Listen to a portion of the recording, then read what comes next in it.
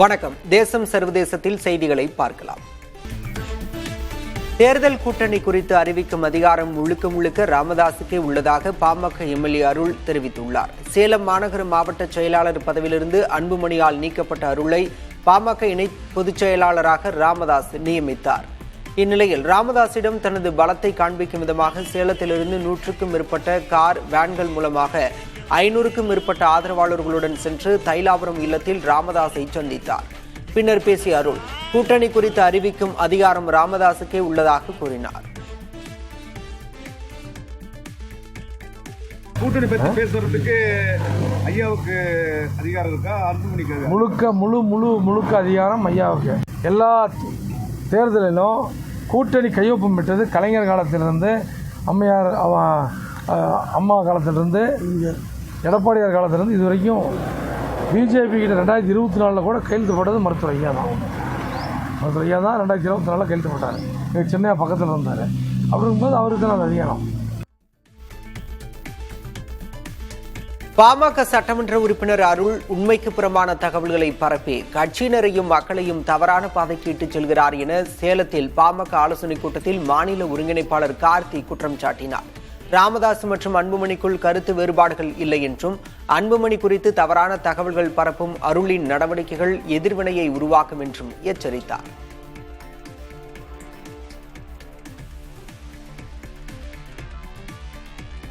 பல்வேறு கோரிக்கைகளை வலியுறுத்தி மதுரை மாநகராட்சி மைய வளாகத்திலேயே சமையல் செய்து தூய்மை பணியாளர்கள் போராட்டம் நடத்தினர்.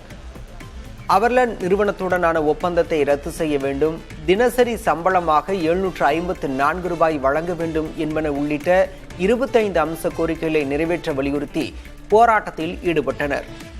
மதுரை மாநகராட்சி மைய அலுவலக கட்டடத்தில் உணவு சமைத்து இரவிலும் போராட்டத்தை தொடர்ந்த தூய்மை பணியாளர்கள் கோரிக்கைகளை ஏற்கும் வரை வேலைநிறுத்த போராட்டம் தொடரும் என அறிவித்தனர். இந்த போராட்டத்தை சுமூகமாக பேசி தொழிலாளர்கள் நிறுத்தப்பட்ட தொழிலாளர்கள் உடனடியாக பணியில் சேர்க்க வேண்டும். அதே போல் எங்களுடைய நியாயமான கோரிக்கைகளை நிறைவேற்றி தர வேண்டும். அப்படி இல்லை என்று சொன்னால் இந்த மதுரை மாநகராட்சி நிர்வாகத்தை ஒரு முன்மாதிரியான நிர்வாகமாக இது அமையாது. இந்த திரைத்துறையினரிடம் அதிகரித்து வரும் போதை பழக்கம் கேவலமாக இருப்பதாக சண்டை பயிற்சி இயக்குநர் ஜாக்வார் தங்கம் வேதனை தெரிவித்துள்ளார். திருவள்ளூர் மாவட்டம் எளாவூர் பகுதியில் நிகழ்ச்சி ஒன்றில் பங்கேற்ற அவர் செய்தியாளர்களிடம் பேசினார். அப்போது அவர் போதைப் பொருள் விவகாரத்தில் தொடர்புடையவர்களை வேருடன் பிடுங்க வேண்டும் என வலியுறுத்தினார். சிவகுமார் சார் என்று மார்க்கெட்டிங் இன்னைக்கு வரைக்கும் ஒரு கெட்ட பழக்கம் இல்லை. நான் அதே மாதிரி எந்த கெட்ட டீ கடை சாப்பிட மாட்டேன், எந்த கெட்ட பழக்கம் இல்லை. எம்ஜிஆர் அவர் நிறைய சிவாஜி கணேசன் நிறைய பேர் இருந்தாங்க. ஆனால் இன்னைக்கு அவர் நம்ம அவருக்கு நான் சாப்பிட்டேன்னு ஒத்துக்கலைன்னா கூட நம்ம அவர் சாப்பிட்டுக்க மாட்டான்னு சொல்லுவோம். ஆனால் நானே சாப்பிட்டேன், கொடுத்தாங்க, நான் ஏமாந்துட்டேங்கிறாரு. விஷம் கூட தான் கொடுப்பாங்க. அது யாரும் குடிக்க மாட்டோம். ஐயோ விஷம் ஓடி போயிடும், போலீஸுக்கு கம்ப்ளைண்ட் பண்ணணும். அதே மாதிரி இவங்களும் பண்ணியிருக்கணும். அதே சமயம் காவல்துறை சிவியராக அடி பேர் ஏதோ அதை பிடுங்கிடணும். இந்தியாவில் இருந்து 50,000 கோடி ரூபாய் மதிப்பிலான ராணுவ தளவாடங்கள் ஏற்றுமதி செய்யப்பட்டுள்ளதாக மத்திய இணையமைச்சர் எல்முருகன் தெரிவித்துள்ளார். திருச்சி மன்னார்புரத்தில் முப்படை ஓய்வூதியதாரர்களுக்கான சிறப்பு குறைதீர்க்கும் முகாம் நடைபெற்றது. இதில் ஓய்வூதியதாரர்களின் குறைகளை கேட்டறிந்து தீர்வு காண ஸ்பாஷ் திட்டத்தின் கீழ் 5 நடமாடும் வேன்களை எல்முருகன் கொடியசைத்து தொடங்கி வைத்தார்.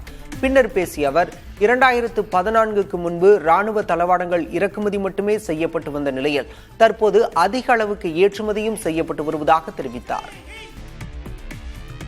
நெல்லையப்பர் கோயில் தேரோட்டத்தை முன்னிட்டு ஜூலை 8ஆம் தேதி நெல்லை மாவட்டத்திற்கு உள்ளூர் விடுமுறை அறிவிக்கப்பட்டுள்ளது.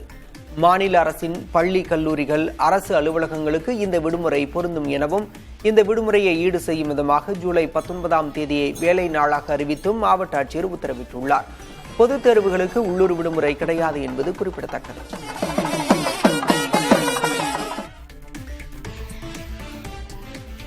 சென்னை மாநகராட்சி மாமன்றத்தில் 2 மாற்றுத்திறனாளி உறுப்பினர் பதவிகளுக்காக விண்ணப்பம் கோரப்பட்டுள்ளது.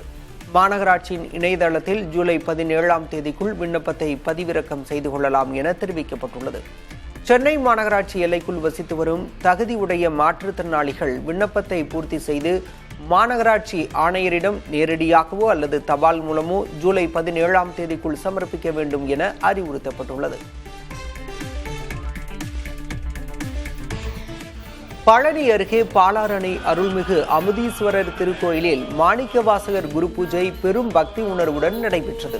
திருவாசக முற்றோதலுடன் சிவபெருமானுக்கும் மாணிக்கவாசகருக்கும் பால், பன்னீர், பஞ்சாமிர்த அபிஷேகம் செய்யப்பட்டு உச்சிகாலத்தில் மகா தீபாராதனை நடைபெற்றது. நூற்றுக்கணக்கான பக்தர்கள் கலந்து கொண்டு அன்னதானம் பெற்றனர்.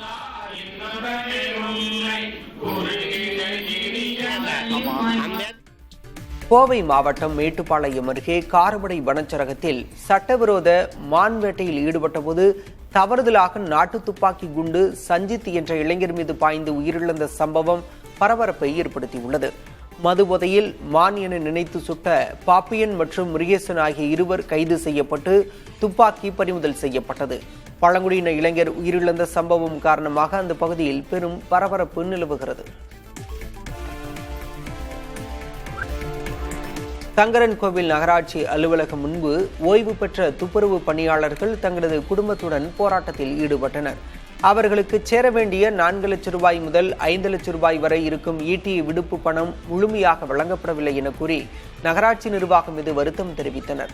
உடனடியாக முழு தொகை வழங்க கோரி அவர்கள் வலியுறுத்திய நிலையில் நிர்வாகம் நிதிநிலை இல்லை என பதிலளித்துள்ளது.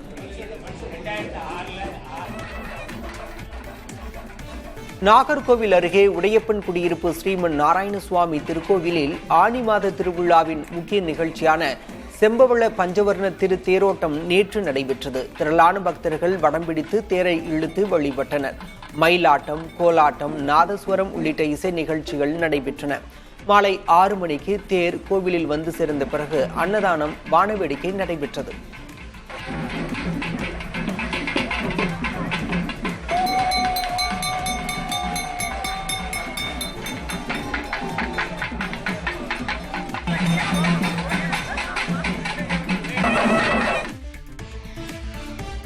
கோவை விமான நிலையத்தில் செய்தியாளர்களை சந்தித்த மதிமுக பொதுச் செயலாளர் வைகோ ரயில் கட்டண உயர்வு பொதுமக்கள் மீது மிகுந்த சுமையை ஏற்றுவதாக கூறி கண்டனம் தெரிவித்துள்ளார்.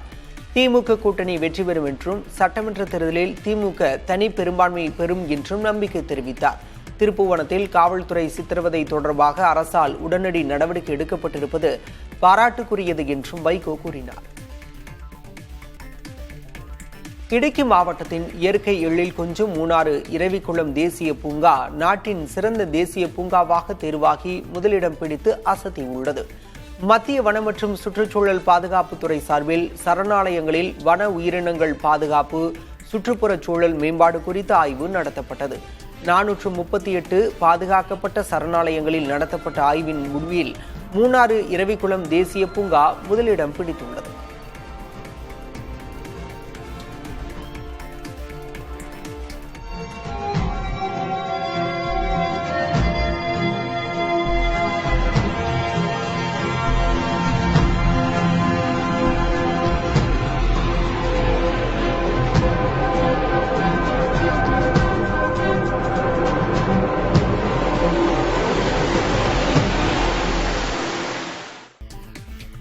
மத்திய உள்துறை அமைச்சர் அமித்ஷா தலைமையில் டெல்லியில் நடைபெற்ற மாநில கூட்டுறவுத்துறை அமைச்சர்களின் மாநாட்டில் தமிழக கூட்டுறவுத்துறை அமைச்சர் பெரிய கருப்பன் கலந்து கொண்டார்.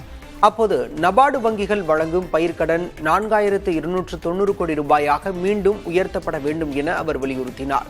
திமுக ஆட்சியில் விவசாயிகளுக்கான பயிர்க்கடன் வழங்கல் அதிகரிக்கப்பட்டுள்ளதை அமைச்சர் பெரிய கருப்பன் சுட்டிக்காட்டினார்.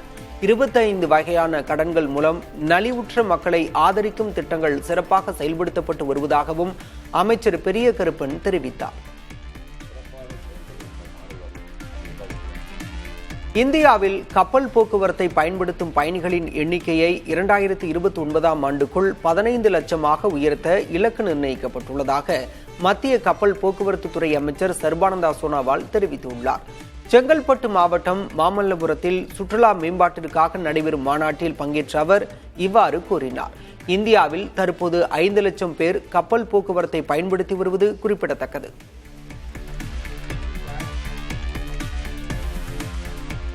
இந்திய இளைஞர்களின் மேம்பாட்டிற்காக மை பாரத் 2.0 என்ற புதிய ஆப்பை மத்திய அரசு அறிமுகப்படுத்தியுள்ளது. செயற்கை நுண்ணறிவு தொழில்நுட்பம் அடிப்படையில் இளைஞர்கள் தங்களின் வேலைவாய்ப்புக்கான திறன்களை மேம்படுத்தும் ஒரு தளமாக மை பாரத் 2.0 திட்டம் செயல்படும் என்றும் மத்திய அரசு தெரிவித்துள்ளது. இது இளைஞர்களை தொழில்நுட்பத்தின் மூலம் மேம்படுத்தவும் அவர்களது தலைமைத்துவம் வேலை வாய்ப்புகளுக்கு உதவுவதுடன் தேச கட்டமைப்பை மேம்படுத்தவும் உதவும் என தெரிவிக்கப்பட்டுள்ளது.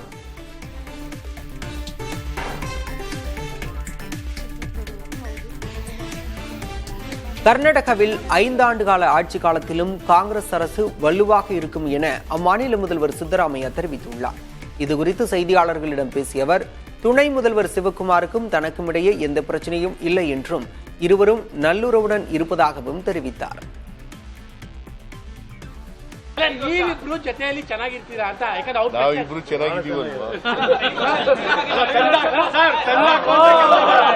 ತಂದಾಕುವಂತ ಕೆಲಸ ಏನಾದ್ರು ಮಾಡ್ತಾ ಇದ್ದಾರೆ ನಿಮ್ಮಿಬ್ರು ನಡುವೆ ತಂದಾಕುವಂತ ನೋಡಪ್ಪ ಯಾರು ಹೇಳಿದ್ರು ನಾವು ಕೇಳಲ್ಲ. தெலங்கானா பாஜகவின் புதிய தலைவராக என் ராமச்சந்திர ராவ் நியமிக்கப்பட உள்ள நிலையில் அக்கட்சியின் எம்எல்ஏ டி ராஜா சிங் கட்சி பொறுப்பிலிருந்து விலகியுள்ளார். கட்சி தலைமைக்கு ராமச்சந்திர ராவ் மட்டுமே வேட்புமனு தாக்கல் செய்திருந்தார். கடைசி நேரத்தில் வேட்புமனு தாக்கல் செய்ய முயன்ற ராஜா சிங்கிற்கு போதிய ஆதரவு கிடைக்காததால் வேட்புமனு நிராகரிக்கப்பட்டது. இந்நிலையில் கட்சி பொறுப்பிலிருந்து விலகுவதாக அறிவித்த அவர் பாஜக தொண்டர்களின் விரக்தியை பிரதிபலிப்பதாக ராஜினாமா கடிதத்தில் குறிப்பிட்டுள்ளார்.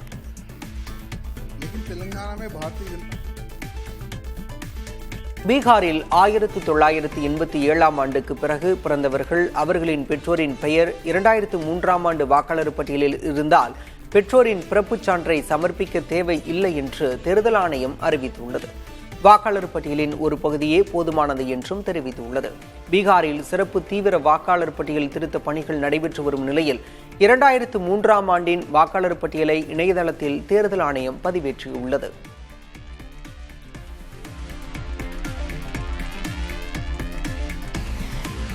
பீகார் சட்டமன்ற தேர்தலில் பாஜக கூட்டணியை வீழ்த்த வேண்டும் என்ற நோக்கத்திற்காக இந்தியா கூட்டணியுடன் பேச்சுவார்த்தை நடத்தி வருவதாக ஏஐஎம்ஐஎம் கட்சி தலைவர் ஓவைசி தெரிவித்துள்ளார்.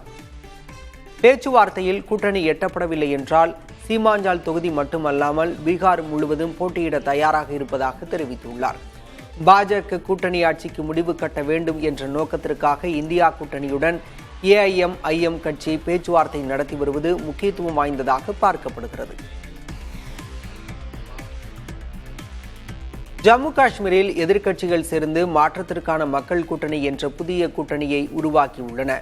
ஜம்மு காஷ்மீர் மக்கள் மாநாடு, மக்கள் ஜனநாயக முன்னணி, ஜமாத்தி இஸ்லாமி ஆதரவு நீதி மற்றும் வளர்ச்சி முன்னணி ஆகிய கட்சிகள் இந்த கூட்டணியில் அங்கம் வகிக்கின்றன. இது தொடர்பான அறிவிப்பு ஜம்மு காஷ்மீர் மக்கள் மாநாடு தலைவர் சஜத் கனி லோனின் இல்லத்தில் நடைபெற்ற சந்திப்பை தொடர்ந்து வெளியிடப்பட்டது. இது 3வது கூட்டணி அல்ல என குறிப்பிட்ட சஜத் கனி லோன் கூட்டணியில் யார் வேண்டுமானாலும் வந்து சேரலாம் என அழைப்பு விடுத்திருக்கிறார்.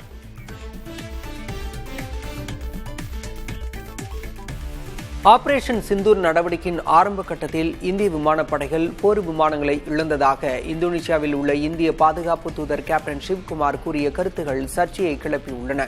பாகிஸ்தான் ராணுவ தளங்களை தாக்காமல் பயங்கரவாத உட்கட்டமைப்பை மட்டுமே குறிவைக்க அரசியல் தலைமை விதித்த கட்டுப்பாட்டினால் இந்த இழப்பு ஏற்பட்டதாக அவர் கூறியிருந்தார். ஆனால் இந்திய ஆயுதப்படைகள் அரசியல் தலைமையில் செயல்படும் உண்மையை மட்டுமே அவர் கூறியதாக ஜகார்த்தாவில் உள்ள இந்திய தூதரகம் விளக்கியது.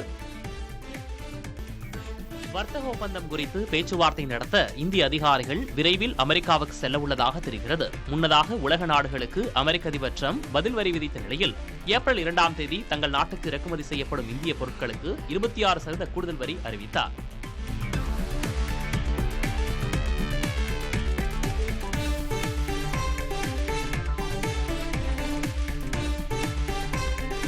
அமெரிக்கர்கள் ஒரு ஆண்டில் 49 மணி நேரத்தை கழிப்பறையில் அமர்ந்து மொபைல் போன் பயன்படுத்துவதில் செலவழிப்பதாக புதிய ஆய்வில் தெரியவந்துள்ளது. QS சப்ளைஸ் என்ற நிறுவனம் நடத்திய ஆய்வில் அமெரிக்கர்கள் சமூக ஊடகங்களை பயன்படுத்துவதில் தொடங்கி கேம் விளையாடுவது, இமெயில் அனுப்புவது, ஆன்லைன் ஷாப்பிங் செய்வது மற்றும் அலுவலக வேலை சார்ந்த பணிகள் வரை கழிப்பறையில் அமர்ந்திருக்கும் நேரத்தில் செய்வதாக தெரிவிக்கப்பட்டுள்ளது. இந்த பழக்கத்தால் ஹெமராய்ட்ஸ் நோய் எனும் குதிகால் புண் ஏற்படும் என்றும், கழிப்பறை பயன்பாட்டை முடிந்த பின்பு மொபைல் சுத்தம் செய்யாமல் இருப்பதால் பல்வேறு நோய் தொற்றுகள் ஏற்படவும் வாய்ப்பிருப்பதாகவும் மருத்துவர்கள் எச்சரிக்கின்றனர். ஆப்பிள், மைக்ரோசாப்ட் நிறுவனங்களை பின்னுக்கு தள்ளி உலகின் மிக மதிப்புமிக்க நிறுவனமாக ஓபன் ஏஐ உருவெடுக்கும் என சாஃப்ட்பேங்க் நிறுவனர் மசயோஷி சன் கணித்துள்ளார். மனிதனை விட 10,000 மடங்கு அதி புத்திசாலியாக ஏஐ உருவாக்கும் திறன் கொண்ட ஓபன் ஏஐ நிறுவனம் வருங்காலத்தில் முன்னணியில் இருக்கும் என நம்புவதாக அவர் தெரிவித்தார். ஓபன் ஏஐ நிறுவனத்தில் $33.2 பில்லியன் முதலீடு செய்ய திட்டமிட்டுள்ள சாஃப்ட்பேங்க் அமெரிக்காவில் $1 டிரில்லியன் மதிப்பில் ஏஐ தொழிற்சாலை அமைக்கும் திட்டத்திலும் கவனம் செலுத்தி வருகிறது. சீனாவில் சிச்சுவான் மாகாணத்தில் தொடர் கனமழையால் பல்வேறு இடங்களில் வெள்ளம் சூழ்ந்துள்ளது. குடியிருப்புகளில் மழைநீர் புகுந்துள்ளதால் பொதுமக்களின் இயல்பு வாழ்க்கை பாதிக்கப்பட்டுள்ளது. வெள்ளம் பாதித்த பகுதிகளில் சிக்கியுள்ளவர்களை மீட்கும் பணிகள் முழுவீச்சில் நடைபெற்று வருகின்றன. இதுவரை 72,000க்கும் மேற்பட்டோர் பாதுகாப்பான இடங்களுக்கு அழைத்து செல்லப்பட்டதாக தெரிவிக்கப்பட்டுள்ளது. இதற்கிடையே வெள்ளத்தில் சிக்கிய வாகனங்களை அப்புறப்படுத்தும் பணிகளில் தீயணைப்பு படையினர் ஈடுபட்டுள்ளனர்.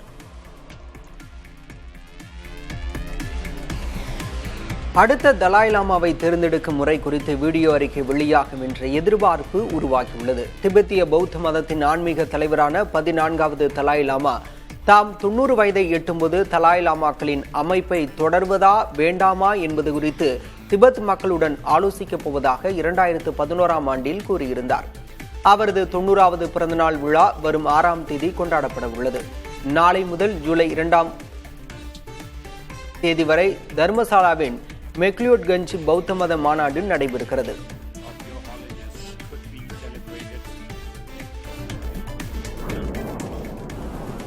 இஸ்ரேலுடன் நடைபெற்ற 12 நாள் போரில் தங்கள் தரப்பில் உயிரிழந்தோர் எண்ணிக்கை 935ஆக அதிகரித்துள்ளதாக ஈரான் அரசு ஊடகங்கள் தெரிவித்துள்ளன.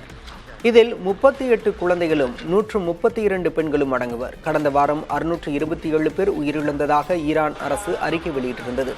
இதனிடையே இஸ்ரேல் அமெரிக்க போரில் 1190 பேர் உயிரிழந்துள்ளதாக அமெரிக்காவைச் சேர்ந்த மனித உரிமைகள் ஆர்வலர்கள் அமைப்பு கூறியுள்ளது. இவர்களில் 436 பேர் பொதுமக்கள், 435 பேர் இராணுவத்தினர், 319 பேர் அடையாளம் காணப்படாதவர்கள் என தெரிவித்துள்ளது.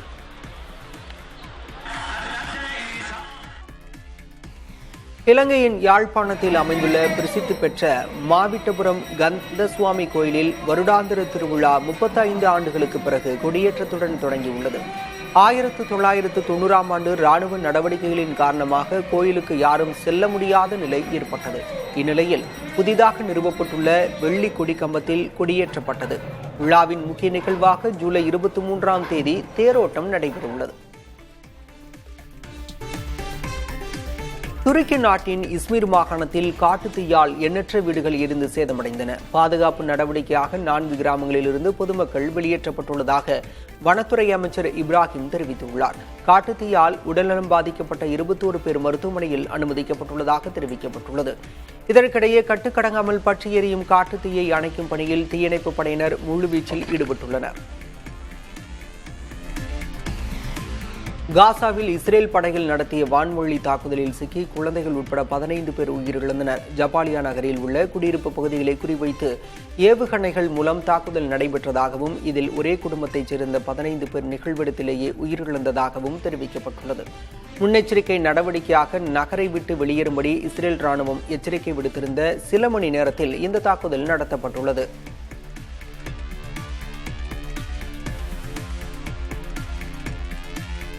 அண்டை நாடான நேபாளத்தில் 4.3 ரிக்டர் அளவில் மிதமான நிலநடுக்கம் ஏற்பட்டது. முகு மாவட்டத்தின் கோட்தண்டா பகுதியை மையமாக வைத்து ஏற்பட்ட இந்த நிலநடுக்கத்தால் அந்த பகுதியில் உள்ள கட்டடங்கள் லேசாக குலுங்கின. எனினும் இதனால் எந்தவித சேதங்களும் ஏற்படவில்லை என தெரிவிக்கப்பட்டுள்ளது. நேற்றைய தினம் 4.8 ரிக்டர் அளவில் நிலநடுக்கம் ஏற்பட்ட நிலையில் 24 மணி நேரத்திற்குள் மீண்டும் நிலநடுக்கம் பதிவானது. இது மக்களை அச்சமடைய வைத்துள்ளது. இந்திய மாநிலங்கள் அடுத்த 3 மாதங்களில் 2,86,000 கோடி ரூபாயை சந்தைகளில் இருந்து கடனாக வாங்க உள்ளன. இந்த தகவலை ரிசர்வ் வங்கி தெரிவித்துள்ளது. மகாராஷ்டிரா அதிகபட்சமாக 6,000 கோடி ரூபாயை திரட்ட உள்ளது. தமிழ்நாடு, கேரளா, ஆந்திரா ஆகிய மாநிலங்கள் தலா 2,000 கோடி ரூபாயை வாங்க உள்ளன. மாநிலங்கள் சந்தைகளிலிருந்து கடன் வாங்க ரிசர்வ் வங்கியிடம் முன்கூட்டியே அனுமதி பெற வேண்டும். அரசமைப்பு முகப்புரையில் கை வைக்க முற்பட்டால் அதை காங்கிரஸ் கட்சி முழு வீரியத்துடன் எதிர்க்கும் என அக்கட்சியின் தேசிய தலைவர் மல்லிகார்ஜுன் கார்கே தெரிவித்துள்ளார். மனுஸ்மிருதியை பின்பற்றும் RSS அமைப்பினர் ஏழை மக்கள் முன்னேறுவதை விரும்பாதவர்கள் என்றும் அதனால்தான் அரசமைப்பை மாற்ற வேண்டும் என்று நினைப்பதாகவும் கூறியுள்ளார். முகப்புரையிலிருந்து மதசார்பின்மை, சமூக உடைமை ஆகிய வார்த்தைகளை நீக்குவது குறித்து RSS பொதுச் செயலாளர் தத்தாத்ரேயா ஹொசாபலே கூறிய நிலையில் அதற்கு கார்கே இவ்வாறு பதிலளித்துள்ளார். எதிர்க்கட்சிகளின் போராட்டத்திற்கு அஞ்சி மும்மொழி கொள்கை தொடர்பான அரசாணையை மகாராஷ்டிரா அரசு திரும்ப பெற்றுள்ளதாக முன்னாள் முதல்வர் உத்தவ் தாக்கரே விமர்சித்துள்ளார்.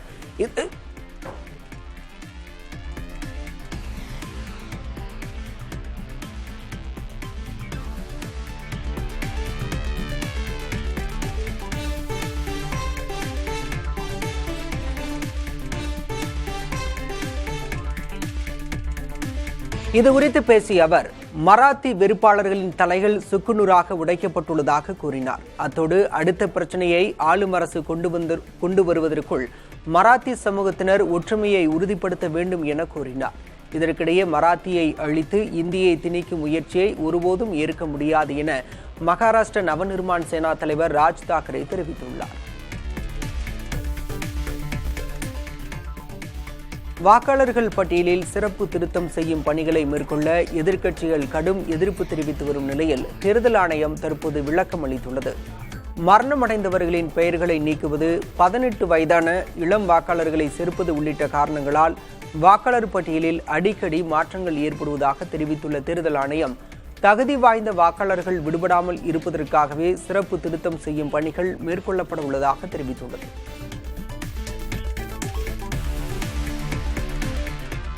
பெங்களூருவில் பெண்ணை கொலை செய்து உடலை மூட்டை கட்டி குப்பை லாரியில் வீசிய பயங்கரம் நடைபெற்றுள்ளது. சன்னம்ம கெரே காவல் நிலைய எல்லைக்குட்பட்ட ஸ்கேட்டிங் மைதானம் அருகே இந்த சம்பவம் நடைபெற்றுள்ளது. வீசப்பட்ட மூட்டையில் பெண்ணின் தலைமுடி தெரிந்ததைக் கண்ட அப்பகுதிவாசி அளித்த தகவலின் பேரில் காவல்துறையினர் விசாரணை நடத்தினர். அப்போது சாக்கு மூட்டையில் 30 வயது மதிக்கத்தக்க பெண்ணின் சடலம் கண்டுபிடிக்கப்பட்டது. CCTV காட்சிகளின் அடிப்படையில் மர்ம நபர் ஒருவர் உடலை ஆட்டோவில் கொண்டு வந்து வீசியது தெரியவந்தது.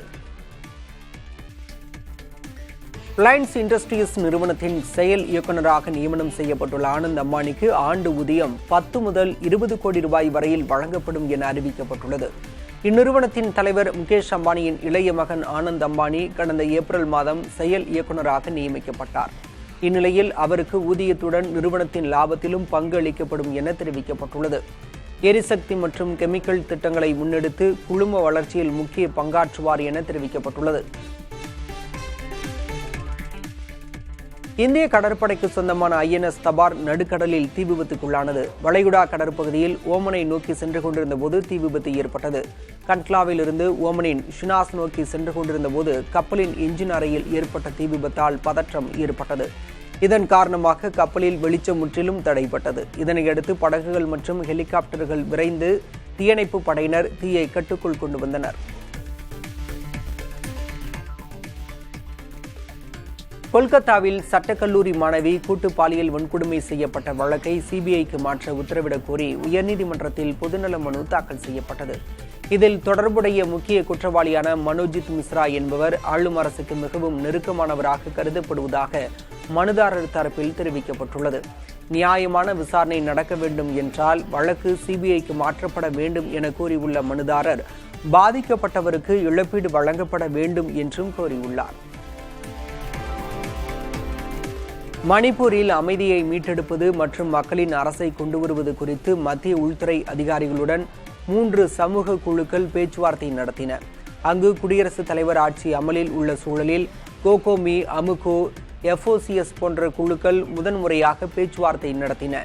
தடையற்ற போக்குவரத்து, விவசாயிகளுக்கு பாதுகாப்பு, சட்டவிரோத குடியேற்றக்காரர்கள் மீது நடவடிக்கை, உள்நாட்டில் இடம்பெயர்ந்தவர்களை மறு குடியமர்த்தல் போன்ற பிரச்சினைகளை இந்த குழுக்கள் எழுப்பின. ஈரான் நாட்டின் தலைமை மதகுரு அயதுல்லா மகரம் ஷிராசி அமெரிக்க அதிபர் டிரம்புக்கும் இஸ்ரேல் பிரதமர் நெதன்யாகுவுக்கும் ஃபத்வா எனும் தண்டனையை விதித்துள்ளார். இவர்கள் இருவரும் கடவுளின் எதிரிகள் என்றும் இஸ்லாமிய தலைவர்களை இவர்கள் கொன்றது மூலம் பெரும் பாவம் இழைத்துள்ளனர் என்றும் ஷிராசி கூறியுள்ளார். இவர்களுக்கு உதவுபவர்களும் மத ரீதியில் ஒதுக்கி வைக்கப்படுவார்கள் என்றும் அவர் தெரிவித்துள்ளார்.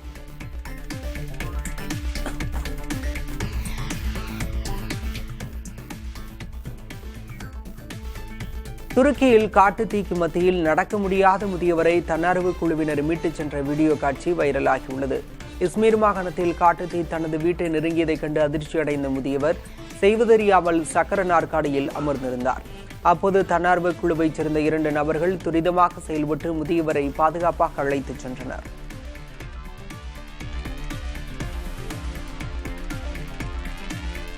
You are traveling with your Charlie.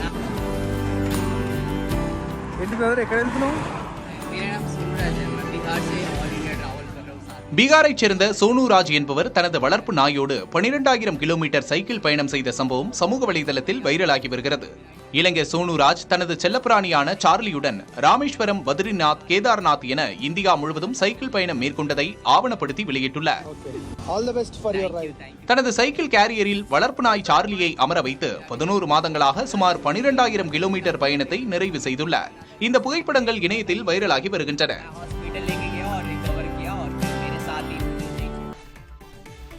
ICC உலகக்கோப்பை கிரிக்கெட் போட்டியின் போது OTT தளங்களில் ஒளிபரப்பப்பட்ட விளம்பரங்களில் 80 விழுக்காட்டுக்கும் அதிகமானவை ஆரோக்கியமற்ற உணவுப் பொருட்களை ஊக்குவிப்பதாக இருந்ததாக ICMR ஆய்வு முடிவுகள் தெரிவிக்கின்றன. குறிப்பாக குழந்தைகளை குறிவைக்கும் வர்த்தகமான சாக்லேட்டுகள், சிப்ஸ், நூடுல்ஸ் போன்ற உணவுப் பொருட்களின் விளம்பரங்களே அதிகம் ஒளிபரப்பப்பட்டுள்ளன. அடுத்தபடியாக புகையிலை, மதுபானம் மற்றும் அதிக கொழுப்பு, சர்க்கரை, உப்பு கொண்ட உணவுப் பொருட்களின் விளம்பரங்கள் அதிகம் இருந்துள்ளன. வளைகுடா நாடான கத்தாரில் வெயில் கொடுமை அதிகரித்து வரும் நிலையில் வெளிப்புற பகுதிகளும் குளிர்சாதன வசதி கொண்டதாக மாற்றப்படுகின்றன. கட்டட வளாகங்கள், பூங்காக்கள் போன்ற இடங்களிலும் AC வசதி செய்யப்பட்டுள்ளது. குளிர்சாதன வசதி இல்லாத இடங்கள் மக்கள் நடமாட்டம் இல்லாமல் வெறிச்சோடி காணப்படுகின்றன. குழந்தைகள் நீர்நிலைகளில் தஞ்சமடைந்துள்ளனர். அடுத்து வரும் ஆண்டுகளில் வெப்பம் அதிகரிக்க வாய்ப்பு உள்ளதாக கத்தார் வானிலை அதிகாரிகள் தெரிவித்தனர்.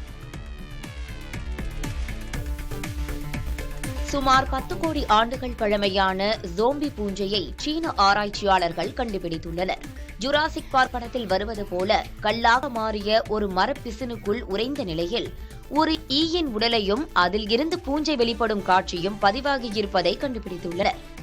அந்த பூஞ்சையானது ஈயின் இயக்கத்தை கட்டுப்படுத்தி பின்னர் அதனை உணவாக உட்கொள்ளும் வகையை சேர்ந்தது என்பதால்தான் அதற்கு ஜோம்பி என்று பெயரிட்டதாகவும் அவை டைனோசர் காலத்தில் வாழ்ந்ததாக இருக்கலாம் என்றும் சீனாவின் யுனான் பல்கலைக்கழக தொல்லுயிரியல் ஆய்வாளர்கள் கூறியுள்ளனர். செங்கல்பட்டு மாவட்டம் கொடூர் ஊராட்சியில் உள்ள நேரடி நெல் கொள்முதல் நிலையத்தில் முறையான பராமரிப்பு இல்லாததால் 2000க்கும் மேற்பட்ட நெல் மூட்டைகள் மழையில் நனைந்து முளைத்து மக்கியுள்ளன. மூட்டைகள் கிழிந்து நெல் வீணாகி மாடுகள் மேயும் அவலமும் நிலவுகிறது.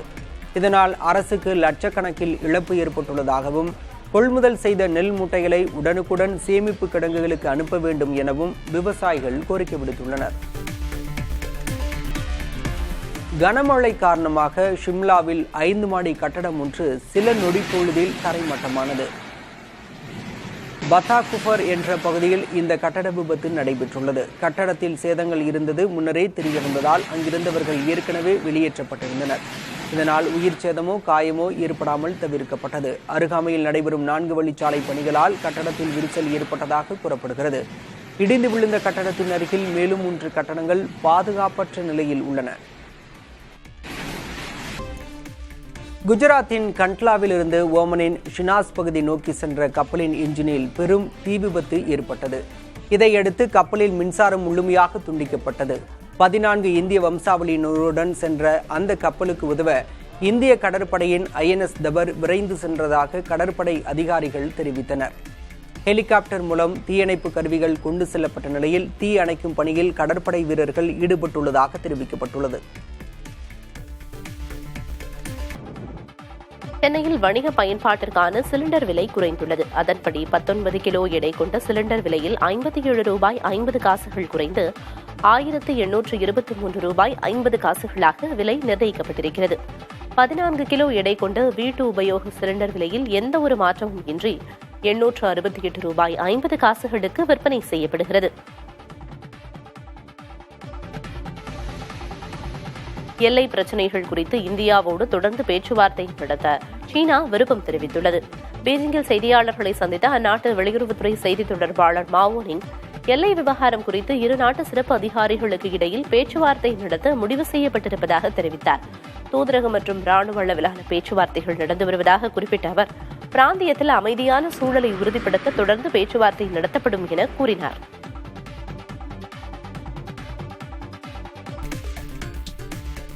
சீனாவும் பாகிஸ்தானும் இணைந்து தெற்காசியாவில் புதிய பிராந்திய அமைப்பு ஒன்றை உருவாக்க திட்டமிட்டிருப்பதாக தகவல்கள் வெளியாகியுள்ளன. தெற்காசிய நாடுகளுக்காக தற்போதுள்ள அமைப்பான ஷார்க் போன்று புதிய அமைப்பு இருக்கும் என கருதப்படுகிறது.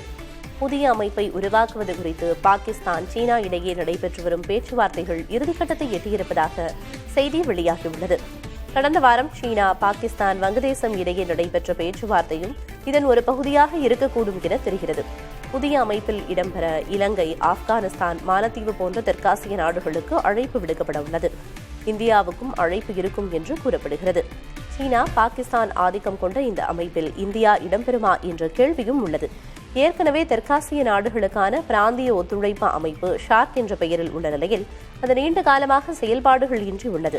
அண்மை காலமாகவே சீனா, பாகிஸ்தான், வங்கதேசம் ஆகிய நாடுகள் தங்களுக்குள் நெருக்கமாக செயல்பட்டு வருவது இந்தியாவுக்கு கவலை தரும் அம்சமாகவே பார்க்கப்படுகிறது.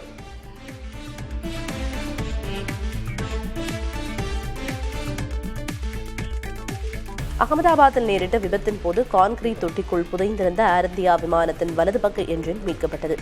கடந்த மாதம் 12ஆம் தேதி விபத்துக்குள்ளான ஏர் இந்தியா விமானம் பிஜே மருத்துவக் கல்லூரி விடுதி வளாகத்தில் மோதியது. அதன் பெரும்பாலான பாகங்கள் ஏற்கனவே அகற்றப்பட்டன. வலது பக்க என்ஜின் கான்கிரீட் தொட்டிக்குள் புதைந்திருந்தது. பிரம்மாண்டமான அந்த தொட்டி அகற்றப்பட்டு என்ஜின் மீட்கப்பட்டது. மீதமுள்ள இடிபாடுகளை அகற்றும் பணி ஓரிரு நாட்களில் நிறைவடையும் என அதிகாரிகள் கூறினர். அடுத்த சில மாதங்களில் ஏர்டெல், ஜியோ உள்ளிட்ட தனியார் தொலைத்தொடர்பு நிறுவனங்கள் மீண்டும் ஒரு கட்டண உயர்வை அமல்படுத்த உள்ளதாக தகவல் வெளியாகியுள்ளது. குறைந்த போட்டி மற்றும் ட்ராயின் தலையீடு இல்லாமை உள்ளிட்ட காரணங்களால் வருவாயை அதிகரிக்கும் நோக்கில் மீண்டும் கட்டணத்தை உயர்த்த முடிவு செய்துள்ளதாக கூறப்படுகிறது. இந்த கட்டண உயர்வு ஜூலை இறுதியில் அல்லது ஆகஸ்ட் மாதம் அதிகாரப்பூர்வமாக அறிவிக்கப்படும் என்று தெரிவிக்கப்பட்டுள்ளது. வோடபோன், பிஎஸ்என்எல் ஆகிய நிறுவனங்கள் தங்கள் வாடிக்கையாளர்களை தக்கவைக்க திணறி வருவதாகவும் கூறப்படுகிறது. ஜம்மு காஷ்மீரில் எதிர்க்கட்சிகள் சேர்ந்து மாற்றத்திற்கான மக்கள் கூட்டணி என்ற புதிய கூட்டணியை உருவாக்கியுள்ளன. ஜம்மு காஷ்மீர் மக்கள் மாநாடு, மக்கள் ஜனநாயக முன்னணி, ஜமாத்-இ-இஸ்லாமி ஆதரவு நீதி மற்றும் வளர்ச்சி முன்னணி ஆகிய கட்சிகள் இந்த கூட்டணியில் அங்கம் வகிக்கின்றன. இது தொடர்பான அறிவிப்பு ஜம்மு காஷ்மீர் மக்கள் மாநாடு தலைவர் சஜத் கனி லோனின் இல்லத்தில் நடந்த சந்திப்பை தொடர்ந்து வெளியிடப்பட்டது. இது 3வது கூட்டணி அல்ல என குறிப்பிட்ட சஜத் கனி லோன், கூட்டணியில் யார் வேண்டுமானாலும் வந்து சேரலாம் என அழைப்பு விடுத்துள்ளார்.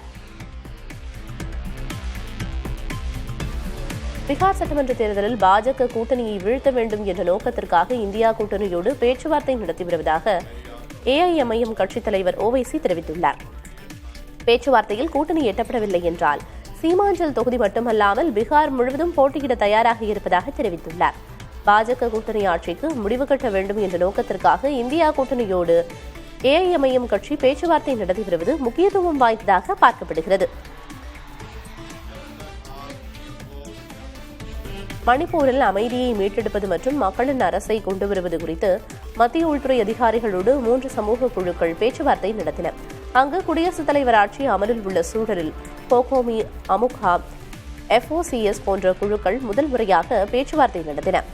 தடையற்ற போக்குவரத்து, விவசாயிகளுக்கு பாதுகாப்பு, சட்டவிரோத குடியேற்றக்காரர்கள் மீது நடவடிக்கை, உள்நாட்டில் இடம்பெயர்ந்தவர்களை மறு குடியமர்த்துதல் போன்ற பிரச்சினைகளை இந்த குழுக்கள் எழுப்பின.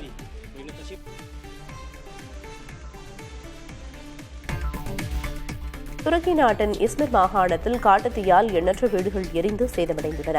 பாதுகாப்பு நடவடிக்கையாக 4 கிராமங்களில் இருந்து பொதுமக்கள் வெளியேற்றப்பட்டிருப்பதாக வனத்துறை அமைச்சர் இப்ராஹிம் தெரிவித்துள்ளார். காட்டுத்தீயால் உடல்நலம் பாதிக்கப்பட்ட 21 பேர் மருத்துவமனையில் அனுமதிக்கப்பட்டிருப்பதாக தெரிவிக்கப்பட்டுள்ளது. இதற்கிடையே கட்டுக்கடங்காமல் பற்றி எரியும் காட்டுத்தீயை அணைக்கும் பணியில் தீயணைப்பு படையினர் முழு வீச்சில் ஈடுபட்டு வருகின்றனர். LGBTQ+ சமூகத்தினர் தங்கள் உரிமைகளை வலியுறுத்தி உலகின் பல்வேறு பகுதிகளில் ஊர்வலம் நடத்தினர்.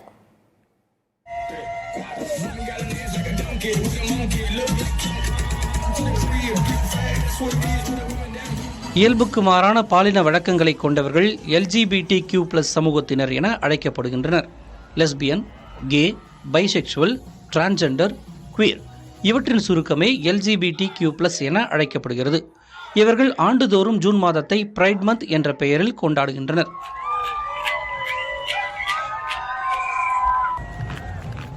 கொலம்பியாவின் தலைநகரான பொகாட்டோவில் ஆடல் பாடலுடன் இச்சமூகத்தினர் ஊர்வலமாக சென்றனர்.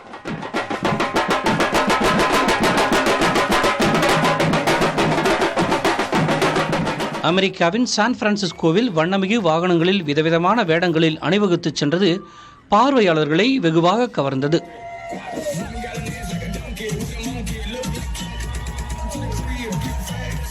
கனடாவின் டொரண்டோவில் நடைபெற்ற ஊர்வலத்தில் LGBTQ+ சமூகத்தினர் பல்வேறு நாட்டு கொடிகளையும் ஒன்றாக இணைத்து தங்கள் நாடு கடந்த ஒற்றுமையை வெளிப்படுத்தினர்.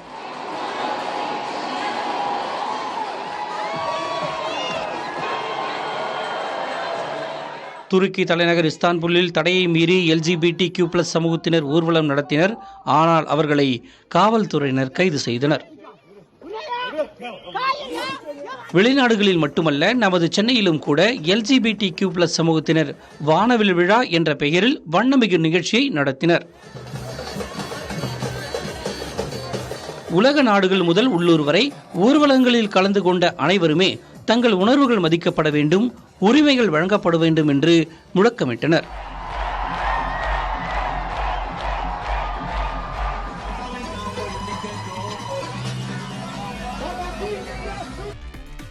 நாடாளுமன்ற மழைக்கால கூட்டத்தொடருக்கு பிறகு மத்திய அமைச்சரவையில் மாற்றம் இருக்கும் என தகவல் வெளியாகியுள்ளது. மத்திய அமைச்சரவையில் மாற்றம் செய்ய சமீப நாட்களாக பாஜக தலைமை ஆலோசித்து வருகிறது. பீகார், மேற்கு வங்கம் உள்ளிட்ட மாநிலங்களை மையப்படுத்தி மத்திய அமைச்சரவையில் சிலரை சேர்க்கக்கூடும் என கூறப்படுகிறது. அதேபோன்று சில அமைச்சர்களை விடுவித்து அவர்களுக்கு பதிலாக புதியவர்களுக்கு வாய்ப்பு வழங்கவும் பாஜக தலைமை தீவிரமாக ஆலோசித்து வருவதாக டெல்லி வட்டாரங்கள் தெரிவிக்கின்றன.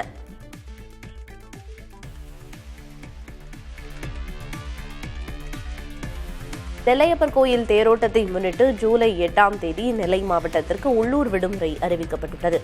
மாநில அரசின் பள்ளி, கல்லூரிகள், அரசு அலுவலகங்களுக்கு இந்த விடுமுறை பொருந்தும் எனவும் இந்த விடுமுறையை ஈடு செய்யும் விதமாக ஜூலை 19ஆம் தேதியை வேலை நாளாக அறிவித்தும் மாவட்ட ஆட்சியர் உத்தரவிட்டுள்ளார். பொதுத் தேர்வுகளுக்கு உள்ளூர் விடுமுறை கிடையாது என்பது குறிப்பிடத்தக்கது.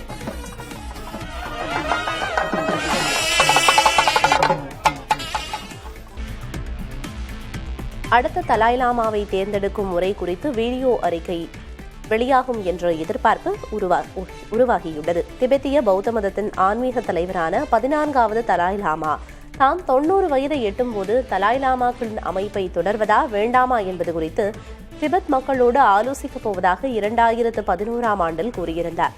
அவரது 90வது பிறந்தநாள் விழா வரும் 6ஆம் தேதி கொண்டாடப்பட உள்ளது.